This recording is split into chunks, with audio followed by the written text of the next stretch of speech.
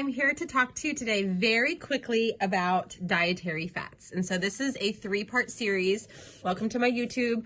I'm Dr. Patty Ann Ford. I own Imagine Wellness, and I coach people on how their mind and body are connected, and the inner habits of your thinking affect how you show up in the world. They affect your habits. And so if we shift our thinking, we can shift our health habits, which can get to the outcomes. Anyway, what are fats?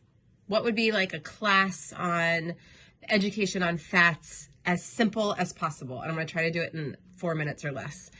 Fats, or dietary fat, are really concentrated energy source of carbohydrates, hydrogen, and oxygen, and they're made in such a way where they have more than double the energy compared to the other macronutrients. So in the first part, we talked about proteins. Now we're talking about fats.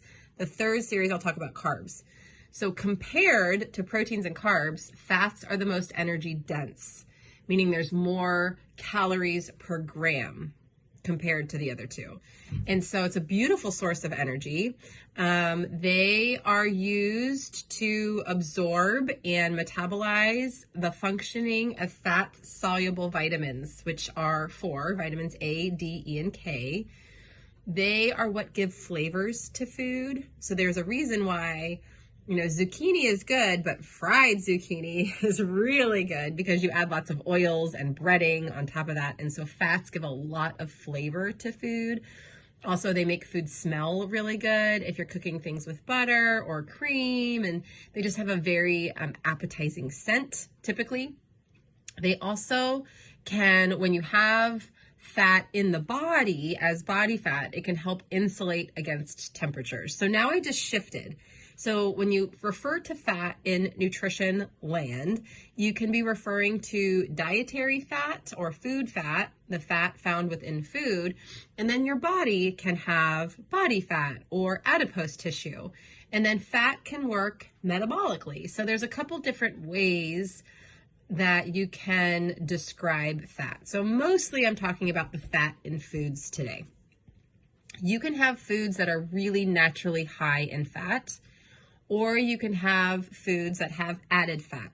Naturally higher fat foods are going to be divided up into 2 different categories. So you have saturated and unsaturated. And this is a very typical nutrition education class. And so your saturated are mostly going to be animal products, minus the exception of coconut oil or palm oil or shortening like Crisco, which is technically a trans fat, or it used to be. Then you're going to have unsaturated fatty acids. And these are mostly going to be from plants with the exception of fish oil. So when you have a saturated fatty acid, it's typically very solid at room temperature. Think lard. Think if lard was sitting on your counter without heat, typically it's going to be solid. Or butter, sour cream, things like that, even though they might be a little bit more fluid, they're typically going to hold shape. Unsaturated fatty acids, and there's types in there, you have mono unsaturated and polyunsaturated. Those are typically going to be more fluid at room temperature. Think olive oil, think sunflower oil, vegetable oil. If you had peanut oil, you can have solid mono unsaturated fatty acids like peanut butter. However, if you get peanut butter that doesn't have things added to it like sugar, sometimes what can happen is you can have that separation of the oil, or people call it the natural peanut butter. And so all these different types of fat, saturated, monounsaturated, polyunsaturated, they have different functions in the body. And so saturated can carry lots of cholesterol. Cholesterol can be beneficial. When it's overdone, cholesterol can lead to plaque buildup in the arteries. You can make cholesterol from your liver, or you can get it from dietary cholesterol, which is typically found in saturated fatty acid sources. So a lot of times when you're working in heart health, they'll recommend to reduce that because of the connection to heart. That can be very, very debatable depending upon what kind of camp of medicine you're in, and that's not what this video is for. So unsaturated fatty acids can typically be found in Mediterranean diets and can be linked to more anti-inflammatory metabolism because of all of the omega-3s. So there's different types of omega fatty acids, which is just describing the type of fat. They can really reduce inflammation or anti-inflammatory. And you're going to find those in things like walnuts or flaxseed, fish oil. I'm thinking off the top of my head. Those are going to be, there's very specific sources. Fish oil is probably one of the best.